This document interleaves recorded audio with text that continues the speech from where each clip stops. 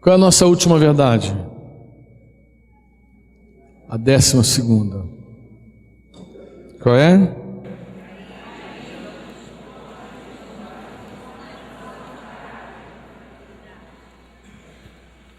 Carismas, que são os dons espirituais, não constituem um sinal de maturidade.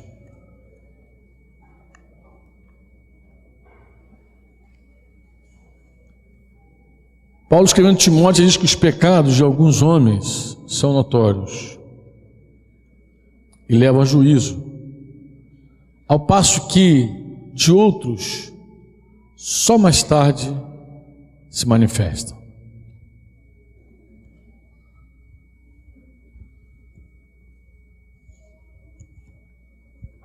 Amém ou não?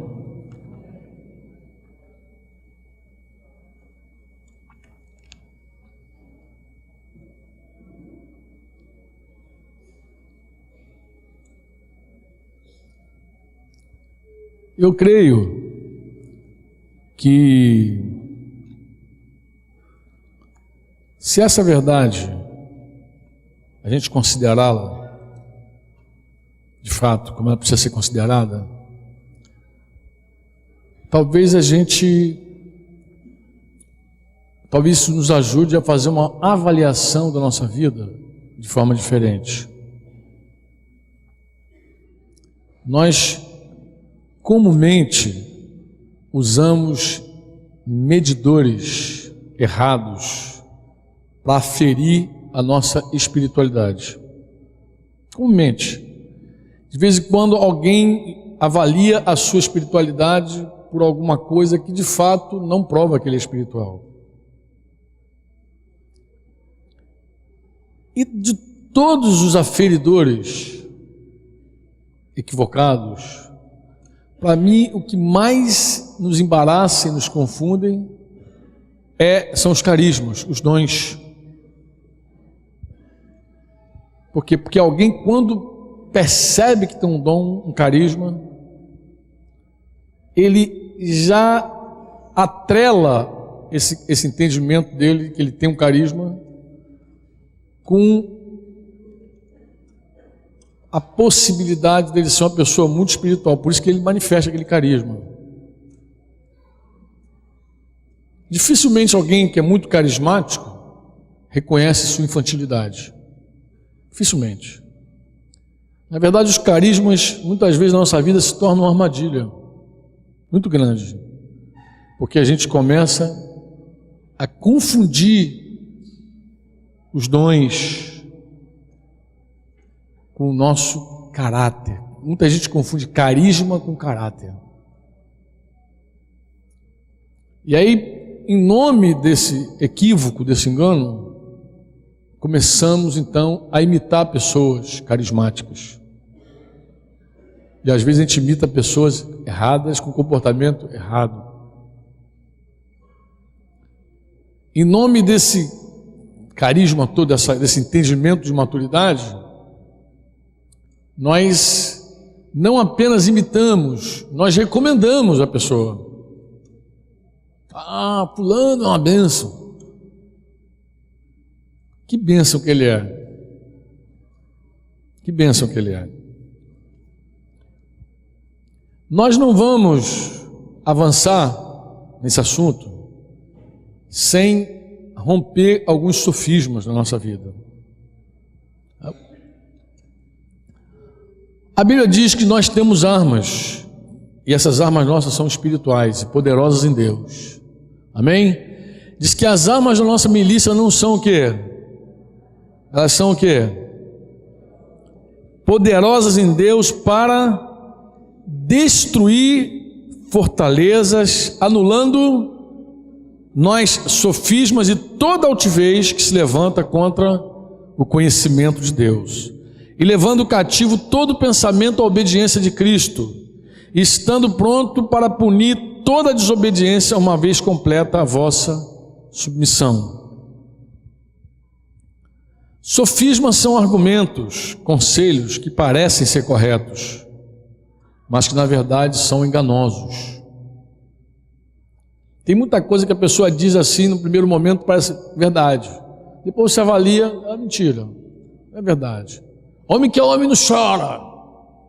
Olha que homem não chora. Se o maior homem que pisou essa terra chorou. Jesus chorou. Como alguém pode dizer que é homem não chora? Se Jesus chorou. No primeiro momento alguém pode... Minha mãe costumava dizer assim, quando eu era criança, assim, ela dizia assim, pingar é melhor do que faltar. Como eu levei isso na minha vida há muito tempo. Não, pingar é melhor do que faltar. Aí o reino entrou. Nunca pingar foi melhor do que faltar. A melhor coisa é jorrar. Deus nos chama para uma vida abundante. Jorrar. Agora, se não está jorrando, às vezes é até melhor faltar. Sabe para quê? Para a gente se arrepender, mudar de posição e, de fato, fazer um caminho diferente. Jesus falou que a pior coisa é o morno. O morno é pior do que o frio. Oxalá fosse frio, disse Jesus. Porque o frio, ele dá conta que está frio. Está frio o negócio, vamos resolver. Mas o morno dá aquela ideia de que o fogo está ainda. Que tem fogo. Tem fogo. Está morno, o fogo já apagou, mas está morno. E o sujeito fica pensando, não tem fogo ainda, está morninho. O morno é enganador. É um sofisma, Pensar que algumas coisas na nossa vida são verdades. Você pode dizer amém ou não? Eu queria anular alguns sofismas com vocês aqui. Vamos quebrar alguns? Vamos quebrar? Primeiro sofisma, essa declaração que as pessoas fazem. Todo homem que começa bem, termina bem. Paulo escreveu aos Coríntios, na segunda carta, examinai-vos a vós mesmos, se realmente estáis na fé. Provai-vos a vós mesmos. Faz prova de você. Faz um teste contigo. Você já fez um teste com você? Para avaliar a tua espiritualidade?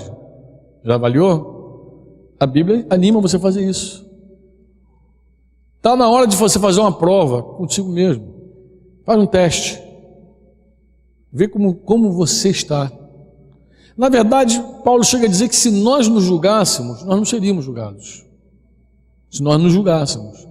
Então, melhor que alguém nos julgar, a gente mesmo fazer esse julgamento. Deixa eu fazer uma avaliação da minha vida. A minha vida. Quando alguém diz assim, todo homem que começa bem termina bem, isso sustenta um sofisma dele assim, não, o começo do meu ministério foi um foguete. Eu arrebentei a boca do balão. Eu decolei. Eu por muito tempo sustentei isso na minha vida. Eu dizia assim, não, eu não posso dar errado, porque do jeito que eu comecei tão bem, esse negócio tem que terminar bem. As pessoas dizem, tudo que começa bem, termina bem. Mas olhando para a Bíblia, a gente vê outra coisa. Avança aí.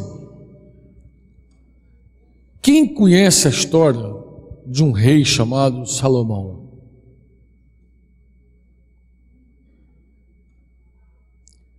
Como Salomão iniciou a sua vida, seu ministério, sua carreira? Eu te pergunto, Salomão começou bem ou começou mal? E como ele terminou? Tem certeza que ele terminou mal? Não tenho dúvida. Eu olho para a Bíblia e vejo que foi um desastre o final daquele ano. Vamos ler juntos. Ora, além da filha de Faraó, amou Salomão muitas mulheres, estrangeiras, moabitas, amonitas, edomitas, sidônias e atéias, mulheres das nações de que havia o Senhor dito aos filhos de Israel, não caseis com elas, nem casem elas convosco, pois vos perverteria o coração para seguirdes os seus deuses. A estas se apegou Salomão pelo amor, tinha 700 mulheres, princesas, e 300 concubinas. Meu Deus, que é isso? E suas mulheres lhe perverteram o coração. Sendo já velho, suas mulheres lhe perverteram o coração para seguir outros o quê? Deuses. E o seu coração não era de todo fiel para com o Senhor, seu Deus, como fora o de Davi, seu pai. E Salomão seguiu a quem? Astarote, deusa dos Sidônios, e a Milcom, abominação dos amonitas. Assim fez Salomão, que era o quê? Mal perante quem? Mal perante quem? Mal perante o Senhor. Guarda isso, mal perante o Senhor. Guarda para a gente conversar sobre isso depois. E não perseverou em seguir o Senhor como Davi seu pai. Nesse tempo edificou Salomão um santuário a Quemos, abominação de Moabe, sobre o monte fronteiro a Jerusalém, e a Moloque, abominação dos filhos de Amon, e assim fez para com todas as suas mulheres estrangeiras, as quais queimavam incenso e sacrificavam a seus deuses. Pelo que o Senhor se indignou contra Salomão, pois desviara o seu coração do Senhor, Deus de Israel, que 2 vezes lhe aparecera, e acerca disso lhe tinha ordenado que não seguisse a outros deuses. Ele, porém, não guardou o que o Senhor lhe ordenara. Por isso, disse o Senhor a Salomão: visto que assim procedeste e não guardaste a minha aliança, nem os meus estatutos que te mandei, tirarei de ti este reino e darei a teu servo. Contudo, não farei nos teus dias por amor a Davi, teu pai. Da mão de teu filho tirarei, todavia não tirarei o reino todo. Darei uma tribo a teu filho, por amor de Davi, meu servo, e por amor de Jerusalém, que escolhi.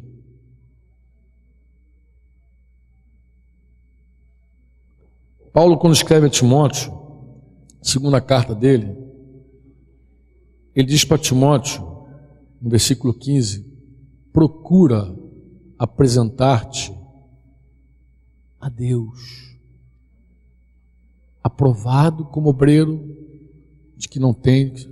Nós não nos apresentamos a homens, porque se apresentar a homem é uma coisa, agora se apresentar a Deus é outro negócio. Como é que é se apresentar aquele que vê tudo, que sabe tudo? Cara que fez uma média com as mulheres. Eu, quando era novinho, na fé, o primeiro homem que me influenciou, ele era analfabeto, plenamente. Não sabia ler nada. Foi o que me quebrou inteiro. Esse homem, ele mandava eu abrir a Bíblia, eu lia, ele me explicava a Bíblia. Isso, puxa, me quebrantava. Quebrantava muito. E eu me converti debaixo da influência desse homem. E esse homem, ele me ensinou algo assim que eu guardei no meu coração profundamente. Ele falou: Franco, cuidado com as 3 barras. Já ouviu essa expressão? Cuidado com as 3 barras. Conhece? Quem nunca ouviu? Muita gente. Ele falava assim: cuidado com as 3 barras. Eu, qual barra? Quais são as 3 barras? Ele: a barra da saia, a barra do ouro e a barra da fama. Cuidado com elas. Tu vê claramente que Salomão tem um apego às mulheres. E esse apego às mulheres levou ele para o buraco. O abismo dele foi um abismo sexual. Avança aí. Vamos quebrar um outro sofisma. Tudo que começa mal termina mal. Isso é outra expressão das pessoas. Mas olha o que diz a Bíblia. Era então Jefté, o gileadita, homem valente, porém, filho de uma prostituta. Gileade gerara Jefté, também a mulher de Gileade lhe deu filhos, os quais, quando já grandes, expulsaram Jefté e lhes disseram: não herdarás em casa de nosso pai, porque és filho de outra mulher. Então Jefté fugiu da presença de seus irmãos e habitou na terra de Tobi. E homens levianos se ajuntaram com ele e com ele saíam. História ruim desse cara, né? Filho de prostituta, rejeitado no meio da família, foge de casa e se junta com gente ruim. Eu te pergunto, qual a chance desse cara terminar bem a história dele? Com um começo tão mal. Quem conhece a história de Jefté sabe que ele foi um dos homens que Deus levantou para libertar Israel. Quando a oportunidade surgiu, ele se apegou, ele aproveitou a oportunidade e não abriu mão da oportunidade que foi dada. Amém? Quantos me entendem dizem assim, amém? Agora olha que coisa curiosa. Quando você vai lá nos heróis da fé, no livro de Hebreus, você não encontra Salomão lá. Mas sabe quem está lá na galeria dos heróis? Jefté. E que direi mais? E que mais direi? Certamente me faltará tempo necessário para referir o que há a respeito de Gideão, Baraque, de Sansão e de Davi, de Samuel, dos outros profetas. Olha a galeria onde se meteu Jefté. Ele se meteu no meio de Davi, de Samuel, Jefté. Eu quero te animar dizendo o seguinte: não importa a tua história, não importa a tua origem, o que importa é a tua determinação de seguir o Senhor até o final. Isso é que importa, a tua perseverança. Se apegar a Deus vai fazer toda a diferença na tua história. Quantos podem dizer amém?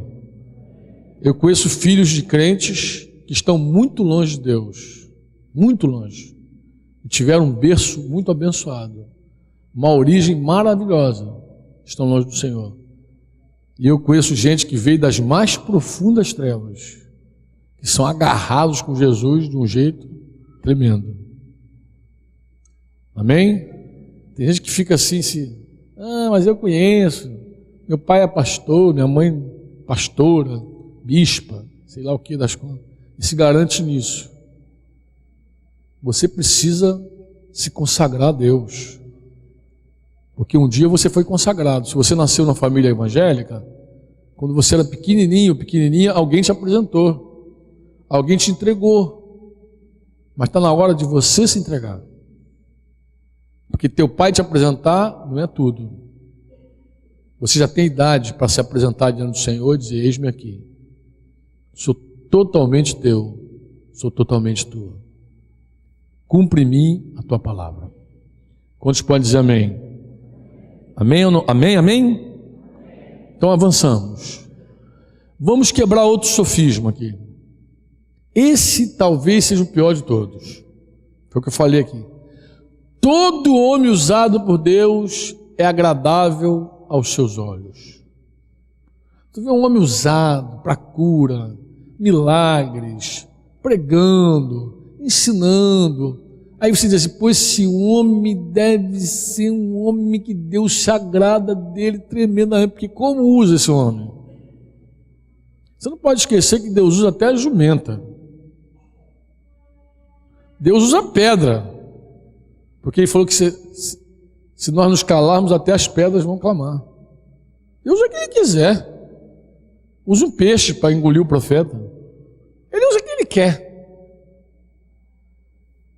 Usa até o diabo. É isso, pastor? Falando ele, usa. Eu quando li a história de Jó, eu acho que o diabo não gosta de ler essa história. Porque quando ele lê, ele deve se sentir muito mal. Ele deve falar assim: fui usado. Porque Deus provoca o diabo. Deus é que pergunta: viste meu servo Jó? Ele, claro, também pudera. Cercado, protegido. Começou, Deus deu corda para ele. E permitiu que ele fizesse todo mal contra Jó. E daqui a pouco Jó termina seus dias dizendo assim: antes eu te conhecer, eu vi. Mas agora os meus olhos te contemplam. ele foi um instrumento para melhorar Jó. Jó se tornou um homem mais santo, mais maduro. E o diabo deve ter ficado com muita raiva disso. Ele deve dizer, fui usado, não é legal. Ele não gosta. Deus usa quem Ele quer. Deus pega o sábio na sua própria sabedoria. Mas tem uma história na Bíblia que é imbatível. É a história de Balaão. Esse cara é profeta indiscutível. Qualquer pessoa que lê a história de Balaão vai dizer, esse cara é profeta. Olha as coisas que ele profetizou. Aí pega números lá, 22, 23. Meu Deus, o que é aquilo? Que profecias são essas? Tremendas profecias, maravilhosas profecias, que se cumpriram. Deus realmente falou com Balaão. Ele ouvia Deus mesmo. Ele tinha visões, entendimento. Mas esse camarada, ele ensinou Balaque a pôr tropeço diante dos filhos de Israel. Uma armadilha simples que ele fez. Por causa do dinheiro, do prêmio, do presente. Ele viu que não podia amaldiçoar o povo de nenhum ângulo que Deus... nenhum ângulo que Balaque colocasse ele podia amaldiçoar. Pelo contrário, ele só abençoou. Mas essa história, infelizmente, não termina aí. Eu gosto muito quando os pregadores dizem, nós não podemos ser amaldiçoados porque a glória do Senhor repousa sobre nós. É verdade, é verdade. Mas essa história não termina aí. Balaão, depois, lá nos bastidores, ele diz assim, esse povo não pode ser amaldiçoado, mas tem um ponto fraco aí. Os homens desse povo não podem ver mulher bonita. Eu andei por aí, vi que tu é um mulherão aqui. Fala o seguinte, pega essa mulherada bonita e leva para lá, faz uma festa, dá um baile e convida esses caras que eles vão. E foi assim que Israel tropeçou, no conselho de um profeta. Por causa de quê? Olha como o Novo Testamento trata Balaão. Abandonando o reto caminho, se extraviaram, seguindo pelo caminho de quem? Filho de Beor, que amou o prêmio da... Ele virou referência de caminho. Caminho mau, não é caminho bom não, caminho ruim. De quem ama a prata, de quem ama o ouro. Ai deles, porque prosseguiram pelo caminho de Caim e movidos de ganância, se precipitaram no erro de quem? E pereceram na revolta. Olha a galeria de Balaão. Caim e Corá. Olha o time onde ele se meteu. O profeta de Deus. Ele se meteu no meio de um time da pesada. Caim e Corá. Um assassino, um revoltoso. Um rebelde. Mas um profeta no meio dessa galeria foi movido por ganância. Ganância. Tenho, todavia, contra ti algumas coisas. Aí Jesus falando, direto agora, Jesus falando. Pois que tens aí os que sustentam o quê? O quê? A doutrina de Balaão, o qual ensinava Balaque a armar ciladas diante dos filhos de Israel para comerem coisas sacrificadas aos ídolos e praticar a prostituição. Esse camarada, diz até, agora é Jesus que está falando dele, se tornou autor de uma doutrina maligna, de um ensino maligno.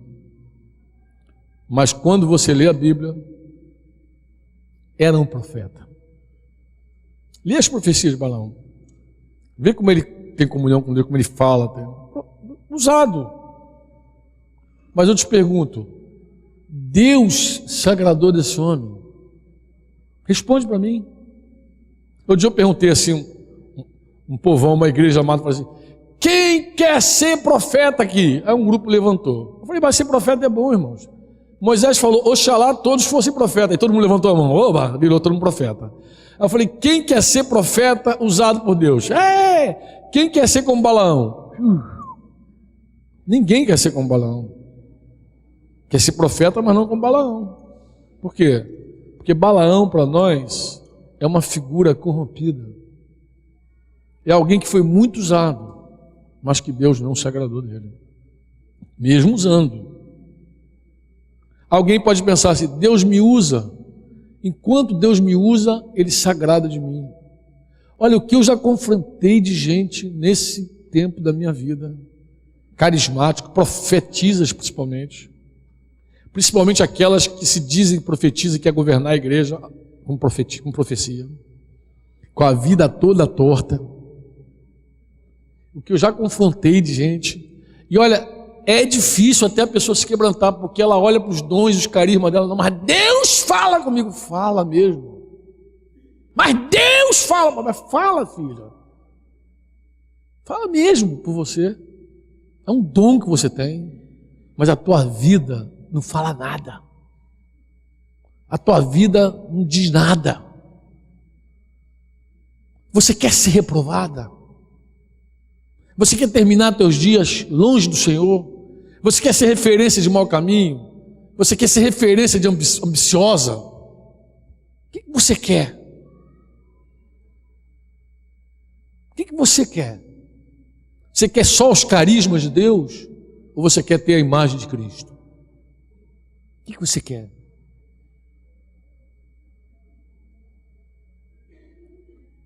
A pessoa pensa assim: enquanto Deus me usa, Ele se agrada. Meu irmão, Deus pode usar um torto até a morte para abençoar um monte de gente. Não se fie nos teus dons. Confie na palavra de Deus que te regula, que diz quem é você. Porque Jesus foi claro, naquele dia, olha o que ele disse: muitos, isso me dá um medo, irmão, isso me dá um temor, quando ele diz assim, ó, muitos dirão, em teu nome expeli demônio, curei enfermos, maravilha. Olha a lista de milagres, maravilhas. Você sabe o que é uma maravilha? Talvez alguém aqui nunca tenha visto uma maravilha, talvez alguém aqui nunca tenha visto um milagre assim instantâneo acontecer, assim, de um cego voltar a enxergar, de alguém, um aleijado se levantar. Talvez você nunca tenha visto isso. E Jesus falou que vai ter gente que vai dizer assim: eu fiz isso no teu nome. E Jesus falou assim: eu não te conheço, eu não tenho intimidade contigo. Uma coisa é fazer em nome de Jesus, outra coisa é ter intimidade com Ele. O que você quer? Você quer o quê? Se fiar nos teus dons, ou tomar a tua cruz e seguir Jesus e se parecer com Ele? Decide. Vamos nós, outro sofisma também. Todo homem ungido por Deus, ele é aprovado por Deus. Isso aí é um engano da liderança evangélica. É um ungido de Deus. Não toque nele, verdade, não toque. Não fale mal dele, verdade, não fale mal dele. Se você pecar contra o ungido, você pode se machucar. Se levantar contra a autoridade é a maior besteira que o homem pode fazer, ele vai se machucar. Mas o fato de alguém ser ungido não significa que Deus aprovou ele. Salomão amou mulheres, Balaão amou dinheiro, e agora a gente tem um terceiro elemento aqui: Saul. Tem gente que diz que Saul não foi escolhido por Deus. Querido, lê a Bíblia. 1 Samuel 9,17. Quando Samuel viu Saul, o Senhor lhe disse: eis o homem de quem eu já te falara, este dominará sobre o meu povo. Quem escolheu Saul? Foi Deus. Deus não só escolheu, Deus ungiu ele com uma unção poderosa que talvez aqui alguém não tenha experimentado ainda. O Espírito do Senhor se apossará de ti e profetizarás com eles, e tu serás mudado em outro homem. E aconteceu exatamente isso com ele. Ele profetizou, a unção veio sobre ele e a unção mudou ele num outro homem. Ele era um tipo de homem, se tornou outro homem, pelo poder da unção do Senhor. A unção é tremenda, amados. A unção, quando vem, muda o homem, dá carisma a ele, é um negócio tremendo. Quantos entendem isso? Capacitou o cara para ser rei. Imagina um cara que não sabe nada, a unção vem sobre ele e capacita ele para ser um rei. Falou: vou te fazer rei, vou te ensinar a presidir, vou te ensinar a liderar, vou te ensinar a levar as pessoas contigo. Com a minha unção vou fazer isso. Meu Deus, que tremendo. Avança. Definitivamente ele era um homem o quê? Ungido. Os teus próprios olhos viram. Isso Davi falando com ele. Hoje que o Senhor te pôs em minhas mãos nessa caverna, e alguns disseram que eu te matasse, porém a minha mão te poupou, porque disse: não estenderei a mão contra o meu Senhor, pois ele é o quê? Ele é o quê? Ungido. Ele é mesmo ungido de Deus. Deus ungiu mesmo ele, capacitou. 1 Samuel 24:10. Agora, olha o comportamento dele. Vamos descobrir o que atraía ele. Primeiro, ele toca uma trombeta estranhíssima. Que trombeta estranha é essa? É assim: Jonathan derrotou a guarnição dos filisteus que estavam em Gibeá. O que os filisteus ouviram pelo que Saul fez tocar a trombeta por toda a terra, dizendo o quê? O que Saul fez ouvir? O que ele fez ouvir, amados? Oi? Não ouvi o que você falou. Saul derrotou a guarnição dos filisteus. Quem foi que derrotou a guarnição dos filisteus? Quem foi? Mas o que ele propagou? Ele propagou que foi quem? Ele. Ah, mas Franco, ele era o rei, ele podia tomar essa glória. O filho dele era príncipe. Você lembra que eu falei da paternidade e do paternalismo com vocês? Você sabe qual é o prazer de um pai? É ver um filho se projetando. O prazer de um líder capacitador é ver um filho capacitado. É indo, fazendo. Isso que dá alegria ao pai. Eu me alegro, de verdade, quando eu vejo pastores fazendo o trabalho deles e que dizem assim: poxa, eu estou caminhando debaixo do teu ministério aí. Cara, mas tem que ser bom mesmo, tem que agradar o coração. A gente não pode olhar para o ministério de um irmão que está crescendo e ficar atachando o cara, impedindo ele de crescer, ou sei lá, roubando alguma coisa que não pertence a você. Quantos podem dizer amém? Você pode dizer amém ou não? Avança aí mais um. Saul, ele temeu o povo e foi reprovado. Quando você lê a reprovação de Saul, você descobre que o que pesava para ele era o povo. Ele começou o ministério ao povo, gostou do ministério ao povo, povo, e aí deixou de lado o ministério ao Senhor dele. Em algum momento ele ficou mais preocupado. Salomão se preocupou com as mulheres, ele se preocupou com o povo. O povo é o povo. Outro dia um pastor falou comigo assim: Franco, o filho do pastor fulano pecou de novo. Cara, eu estou muito preocupado, a gente precisa tomar uma atitude e tocar nesse garoto. Porque se a gente não tocar nesse garoto, a gente vai ficar exposto. O que o povo vai pensar de nós? Falei: amado, fala o seguinte, cara, não faz nada com esse garoto não, sem mudar esse coração. Como assim, cara? Você vai pegar o garoto só porque o povo vai pensar de vocês alguma coisa errada? Corrija os irmãos por causa dos irmãos. Corrija o discípulo por causa dos irmãos. Não, por que o povo vai pensar de você? Porque o que mais importa é o que Deus pensa sobre você. É isso que importa. O que Deus pensa sobre você? O que Deus pensa sobre esse garoto? É isso que ele tem que descobrir. O que Deus pensa do menino é o que tem que ser.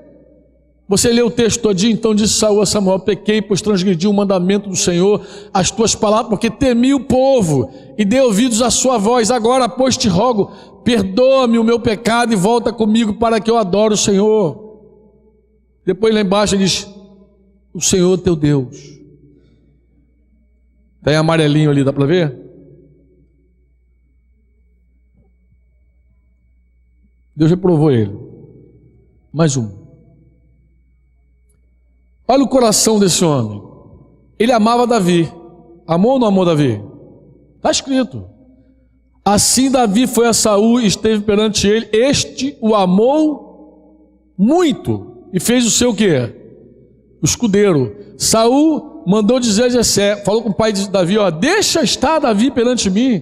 Pô, me caiu em graça, isso era verdadeiro, ele gostou de Davi. Ele olhou para Davi e falou assim, esse cara é meu filho. Assumiu ele. Avança. E o que fez esse amor virar ódio? Amava tanto ainda há pouco, agora virou ódio. O que foi que virou ódio? Por quê? O que transformou esse amor em ódio? Vamos ler? Alguém disse que foi por causa do corinho que as irmãs cantaram. As irmãs não podiam ter cantado aquele corinho. Quando cantou aquele corinho, bagunçou a vida de Davi. O corinho, alguém falou isso. Foi o corinho das irmãs. A história, na verdade, quem provocou o coração dele foram as mulheres. Saia Davi onde quer que Saul enviava e se conduzia com prudência. Amém ou não? De modo que Saul o pôs sobre tropas do seu exército e era ele benquisto de todo o povo, até dos próprios servos de Saul. Sucedeu, porém, que vindo Saul, o seu exército, e voltando também Davi de ferir os filisteus, as mulheres de todas as cidades de Israel saíram ao encontro do rei de Saul, cantando e dançando alternadamente, diziam o quê? Saul feriu o quê? Seus milhares. Porém Davi fez o quê? Então a versão em espanhol diz, Saul feriu um exército, Davi 10 exércitos. Então Saul se indignou muito, pois essa palavra lhe desagradaram em extremo. E disse, 10 milhares deram a ele, deu para Davi? A mim somente milhares? Na verdade, que lhe falta senão o reino? E daquele dia em diante, Saul não via Davi com bons olhos. Foi daquele dia em diante. O que esse cara invejou em Davi? Davi era valente. Foi a valentia de Davi que ele invejou? Foi? Não. Davi era um adorador. Foi a vida de adoração que ele invejou? Pois eu queria ser um adorador também. Foi isso que ele invejou? Não. Davi tinha comunhão com Deus. Foi a comunhão que ele invejou? Foi ou não? Davi conduzia a tropa bem à beça, era um bom líder. Foi isso que ele invejou? Não. O que esse cara invejou? Fala alto. Ele invejou a glória humana. Ele invejou a fama. Ele invejou, ele falou assim, esse povo está com ele. Meu Deus, eu estou perdendo o povo. Olha o povo de novo. E aí, Davi virou caça de Saul. Literalmente, Saul tentou espetar ele algumas vezes com a lança e matá-lo. Avança. Quem ama a glória humana encontra dificuldade para algumas coisas. Quem ama a glória humana. Por exemplo, quem ama a glória humana tem dificuldade de repartir o púlpito.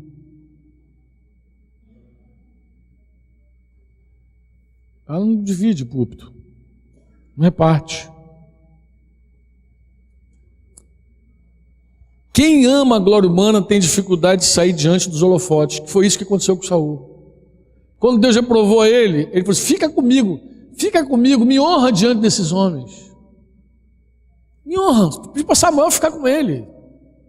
Rasgou a capa de Samuel, se lembra? Fica aqui, cara. Me honra diante desse povo. É muito difícil você disciplinar alguém que ama o holofote. Muito difícil. Às vezes, filho, agora está na hora de você ficar sentado aí ouvindo. Mas eu sou pregador, eu sou pastor, eu sou... Cara, Está na hora de sentar, amado. Está na hora de sentar. Se lembra que eu falei que eu sou um homem de muita disciplina, a disciplina me fez bem? A primeira disciplina que eu levei, eu fiquei 6 meses sem púlpito. Eu não conseguia me ver fora do púlpito 6 meses. Mas foi o melhor tempo da minha vida. Porque eu aprendi a tocar as ovelhas no relacionamento. Foi o tempo mais produtivo da minha vida. Eu aprendi a tocar as pessoas de perto. Foi um tempo mais produtivo, eu aprendi a fazer discípulo. Engraçado, né? Terminou a disciplina 6 meses, eu nem queria voltar para o púlpito. Os caras, o que houve? Ficou ferido, magoado, não quer pregar? Não, amado, estou bem. Fiquei assim. É uma bênção ser tocado e disciplinado. Agora não foi fácil não, tá, irmãos? No dia que eu fui disciplinado, os irmãos, a gente não sabia ainda como fazer aquela disciplina, vieram várias pessoas visitantes, foi um dia de culto público, que eu fui disciplinado publicamente. Naquele dia eu orei e falei assim, Senhor, não envie tanta gente. Parece que Deus ouviu a oração ao contrário. Nunca vi aquele lugar tão lotado. Eu tinha amigos que eu convidava para ir lá, vai lá. Naquele dia o amado foi. Ia com a família, encontrei gente, encontrei missionário, encontrei todo mundo lá. Eu falei, Jesus, esse negócio está lotado. É isso mesmo, botaram na rádio que a gente ia ser disciplinado hoje. Foi terrível. Eu pensei assim, que trajetória rápida minha. Comecei e já terminou. Eu achei, olha, sabe o que eu pensava? Que eu nunca mais ia me levantar. Falei, quem vai querer um pastor disciplinado? Pecador. Quem vai querer um pastor pecador? Sabe o que aconteceu comigo nessa disciplina? Posso rasgar aqui? Esse livro, Perdão e Purificação, se você tiver a oportunidade de ler esse livro, eu conto testemunho de vários casais, várias pessoas que restauraram a vida. Só que esse livro nasceu nessa disciplina. Sabe por quê? Porque os irmãos tomaram coragem de confessar pecado. Na hora que viram o pastor sendo disciplinado por causa de pecado, os irmãos falaram assim, pastor também peca, que legal.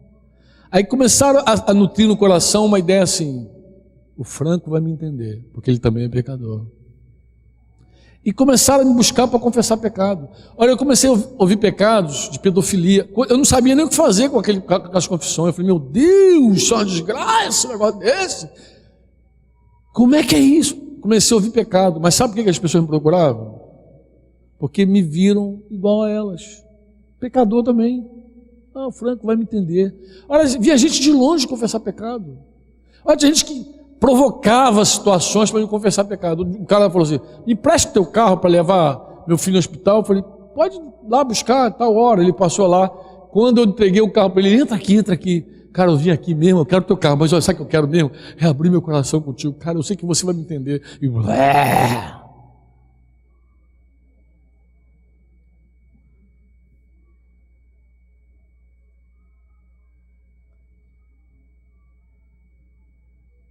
essa glória humana nos cativa, nos prende num lugar que impede de sermos tocados. Quem ama essa glória tem dificuldade de viver um governo plural. Tem dificuldade de pastorear todo o rebanho. Quando eu digo todo o rebanho, eu digo pastorear aqueles discípulos que estão com outros. Não, cuido dos meus discípulos, são meus. Como se os discípulos não fossem de Jesus, como se as ovelhas não fossem de Jesus. Você quer sempre ver o teu relacionamento mais gordinho, mais nutrido, e o do outro que morra de fome. Quem ama a glória humana tem dificuldade de elogiar outros ministérios. E o pior de todos, quem ama a glória humana tem dificuldade de confessar esse pecado. Eu sei porque eu já confessei. Eu já tive que confessar esse pecado publicamente. E não é fácil admitir que você gosta de ser reconhecido. Mas como é que Deus vai curar um pecado que a gente não admite que tem?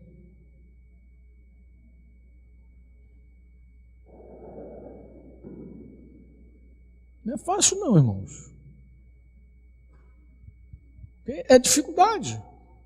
É igual inveja. Se você não confessar o pecado da inveja, ninguém vai saber que você é invejoso. Ciúmes. Alguém pode até suspeitar que você tem ciúme, mas se você não confessar que tem ciúme, não vai sair para a luz um troço, vai ficar lá dentro.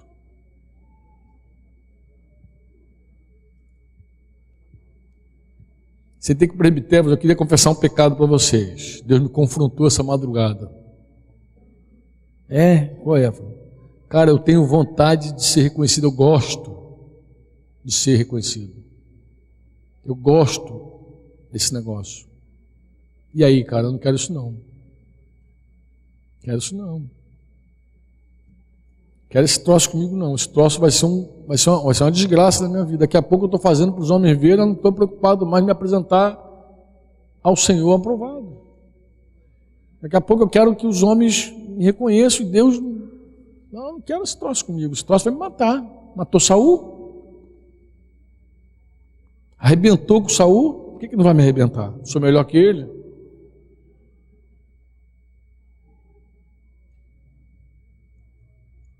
Como é que os líderes cooperam com esse tipo de sofisma?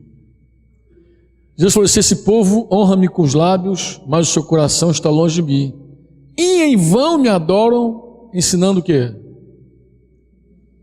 Doutrinas que são o quê? Preceitos de homens. Estou terminando, tá, irmãos? A liderança coopera com esse sofisma quando ele começa a ensinar coisas que Deus não ensinou. Eu lembro de uma vez, de um músico, que ele confessou para mim que estava tocando drogado. Ô, pastor, dou uma cheirada ali e vou lá ministrar. Eu falei: querido, você vai procurar o teu pastor e você vai confessar isso para ele. Tu vai confessar esse pecado para o teu pastor. Mas meu pastor sabe, pastor. Mas como sabe? Não, ele sabe. A vida foi: estou doidão. Ele falou: vai lá e toca. Faz o teu trabalho. Eu falei: mas você está tocando para quem, amado?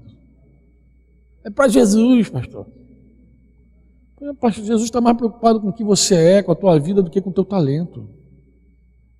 Se arrepende.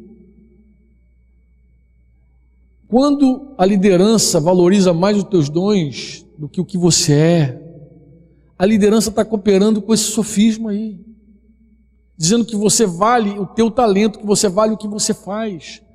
E se um dia os teus dedos se quebrarem? Ontem, exatamente ontem, eu recebi uma notícia de um músico que toca muito, levou um tombo, bateu com o cotovelo em cima do vaso sanitário, quebrou o cotovelo, rompeu os ligamentos todos. Meu Deus do céu, pensou um músico sem os ligamentos, ele toca teclado. É claro que a gente valoriza o talento desse irmão. Mas o que é mais importante, o talento dele ou ele? O que é mais importante, irmãos? Minha esposinha, agora ela não está aqui. Uma vez eu disciplinei minha esposa, porque minha esposa canta, e ela cantava no grupo de música da igreja, só que ela começou a desafinar lá em casa. Ela afinada lá no grupo, e lá em casa começou a desafinar. E eu falei com ela: filha, para de murmurar, porque louvor não é música, louvor é reconhecimento. Não murmura não, ou você vê Deus nisso aí ou não vê. E avisei uma vez, avisei duas, falei: olha filha, a próxima vez agora quem vai falar é o pastor, não é o marido. E aí ela ousou continuar, e na terceira vez o pastor entrou em cena, falei: agora é o pastor, olha, você está fora.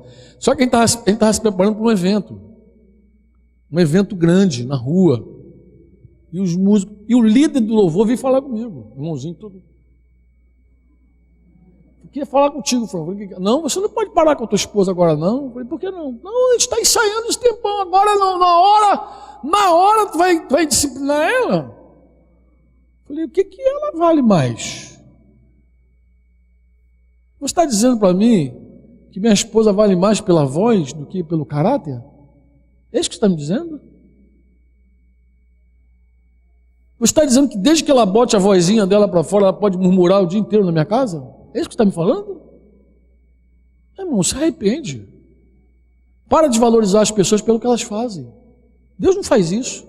Deus nos valoriza pelo que somos.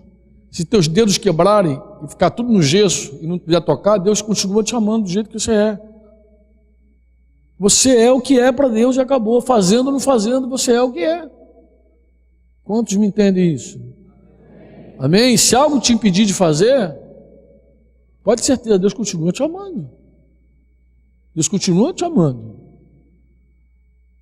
Ele ama tanto que corrige. Ele ama tanto que é capaz de quebrar os nossos dedos para colocar outras coisas em ordem. De tanto que Deus nos ama. Quantos podem dizer amém?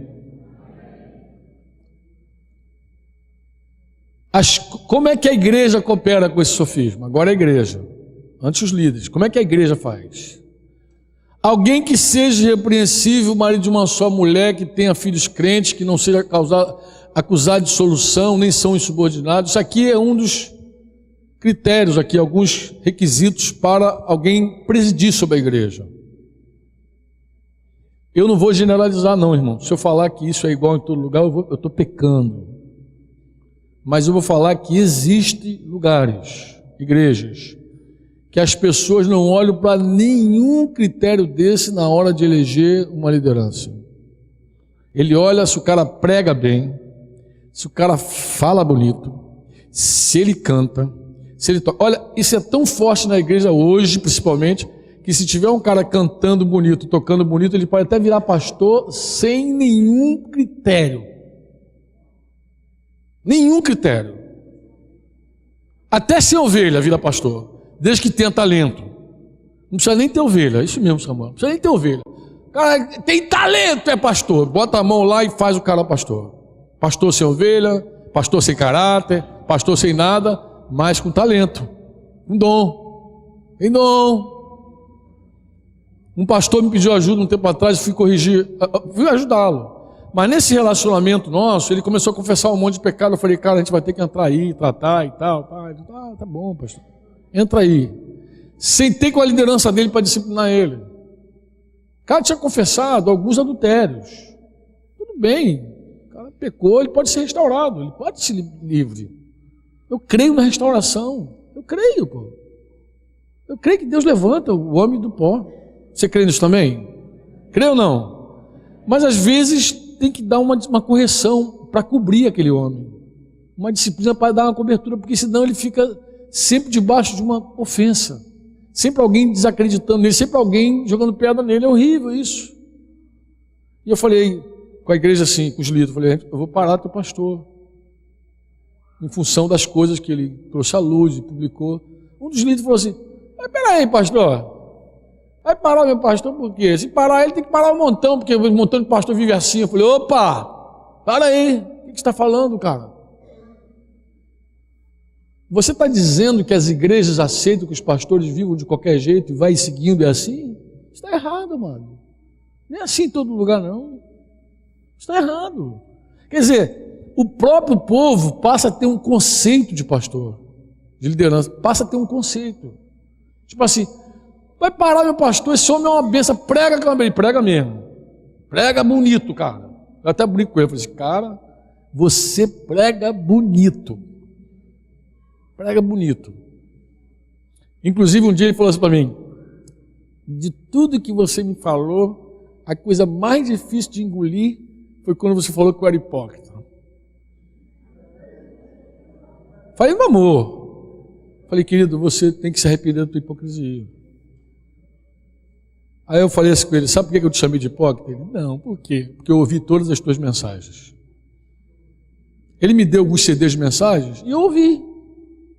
Sempre viajando, boto o CDzinho, ouvindo e conferindo com a vida dele. E ouvindo, eu falei, ih, meu Jesus, tem misericórdia. Ouvindo, ai meu Deus do céu, ouvindo. Aí ele quebrou, ele falou assim, é verdade, se for ouvir minha mensagem eu sou hipócrita mesmo. Eu falei, você vendeu um peixe falou bonito, disse um monte de coisa que não vivia. E qual é o nome disso, se não é hipocrisia? Mas parece que a igreja já constituiu uma ideia de liderança, de pastor, que tem que ser hipócrita mesmo, tem que ostentar. E eu repreendi aquele garoto, eu falei, filho, o teu pastor vai parar sim, porque ele não vale pelo que ele faz, ele vale pelo que ele é. E nós vamos cobri-lo e ajudá-lo, ele vai se levantar. E graças a Deus esse homem está restaurado, já saiu da disciplina, voltou a pregar bonito, só que agora ele está sempre, e aí, está só a palavra ou está vivendo também? Não, sabe como é que é? A lima pegou forte. Ele falou, a lima pegou forte. Vamos nós. Concluindo. Essa conclusão eu fiz porque um irmão lá de São Paulo me pediu. A primeira vez que eu falei desse livro, não existia livro ainda. Terminei e falei, Franco, fala o seguinte então. Aponta também um pouco do que é maturidade para nós. Olha, irmãos, eu terminei o livro e não tinha esse pedido do irmão pronto. Eu falei, meu Deus, vou falar de maturidade. E eu comecei a orar a Deus e no finalzinho a Espírito Santo falou comigo assim, pega as 12 verdades, e contrapõe aí, pô.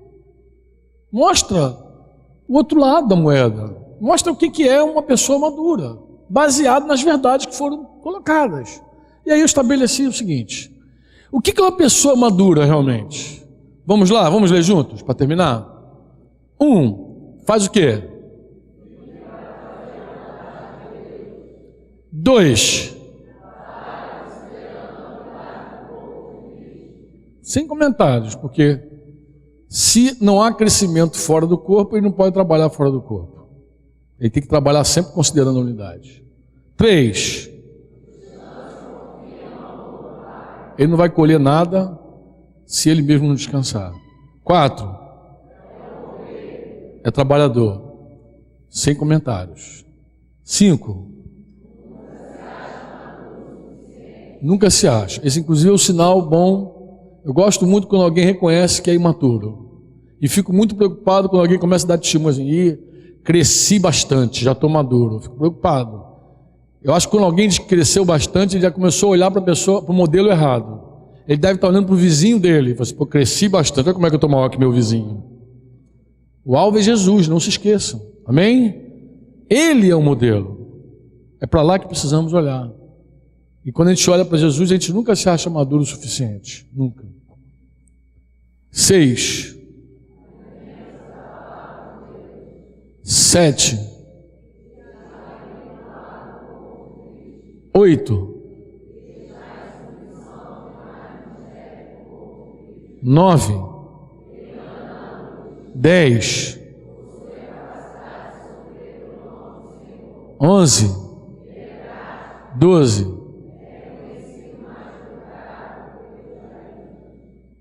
Esse último pode dar um bom desfecho para essa 12ª verdade. Quando alguém começar a se referir a você apenas pelos teus dons, se preocupe. Se preocupe. Seja conhecido pelo teu caráter. Amém ou não amém? Ah, mas os dons têm que ser reconhecidos. Tá bom. Jesus foi reconhecido pelos dons dele também. Mas eu não consigo... quando ouço alguém falar de Jesus, as pessoas não falam só do dom de Jesus. Falam que ele era manso, falam que ele era humilde de coração, falam que ele era corajoso, bondoso, benigno, compassivo. E não é assim que a gente ouve de Jesus? Então, quando alguém começar a falar de você, que não seja apenas pelos teus talentos e dons, mas que seja pelo que você é. Pelo que você é. Vamos orar? Vamos orar? Eu quero dar graças a Deus, porque nós chegamos até aqui. É uma vitória chegar até aqui, irmãos. E eu quero levar a vida de você, louvar a Deus pela vida de vocês. Não fica chateado não, que eu vou dizer, especialmente pelos pastores que vieram aqui presentes. Por quê? Porque eu sei que é difícil para um pastor deixar as coisas que ele está fazendo para participar de um seminário como esse. E sei que também é uma prova de humildade para um pastor ouvir outro pastor. Então eu quero honrar você que é pastor, pastora, você que tinha afazeres lá, compromisso, e sacrificou esse tempo para estar junto com a gente. Eu rogo a Deus que Deus retribua na tua vida muito mais do que você espera. Muito mais, que Deus seja muito mais na tua vida. Você que faz parte de lideranças, de igrejas aqui em Cabo Frio, que participa, eu quero te agradecer também, tá? Você que é discípulo, que se reúne em outro lugar, que não se reúne aqui, eu quero bendizer o Senhor por você, que gostaria muito que você fosse recompensado pelo Senhor. Eu quero que você seja alguém que compartilhe o que você ouviu, porque essas verdades não são minhas, elas são do Senhor para a tua vida, para a vida da igreja. Amém? E eu espero que todos aqui presentes, todos, sem exceção, se comprometam cada dia mais com a maturidade. Não se conforme de ver a igreja imatura, pequena, tacanha. Não encare isso como algo normal, porque isso não é normal. É comum, mas não é normal. O normal é crescimento. O normal é plenitude. O normal é se parecer com Jesus mesmo. O normal é viver para Deus e fazer a vontade de Deus. Esse é o normal.